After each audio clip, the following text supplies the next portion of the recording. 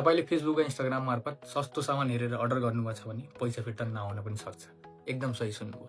2024 देखि अहिलेसम्मको रेकर्ड हो, काठमाडौँको रेकर्ड हो, 963 वटा यस्तो अनलाइन स्क्यामको केसहरू रजिस्टर्ड भएछन् नेपाल साइबर ब्युरोमा।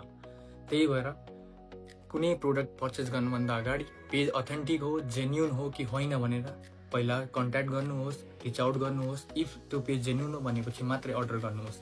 म पनि यस्तो स्क्यामबाट बचेको मान्छे हो। यस्तो स्क्याममा पर्नुभन्दा अगाडि पनि मैले जे होस् एउटा अवेरनेस भिडियो हेरेको थिएँ। त्यही भएर आज यो भिडियो बनाउनुको मेन पर्पस त्यही हो। इफ यस्तो केसहरू कोहीसँग भएछ भने, आफ्नो दाजु भाइ दिदी भाइसँग भएछ भने नेपाल साइबर ब्युरोको वेबसाइटमा गएर त्यो केसहरूको बारेमा भन्नुहोस्, नत्र भने नेपाल साइबर ब्युरोको एकाउन्टमा गएर रिच आउट गर्नुहोस् र यस्तो केसहरू रजिस्टर गर्नुहोस्। यस्तो केसहरूलाई नेग्लेक्ट नगर्नुहोस्, किनभने यो हजुरसँग हुनसक्छ, मसँग हुनसक्छ, अरूसँग हुन्छ। त्यही भएर यस्तो केसहरूको बारेमा जान्न र बुझाउन सबैलाई धेरै इम्पोर्टेन्ट छ। यो भिडियोलाई सेयर गर्नुहोस् इफ मन पर्यो भने।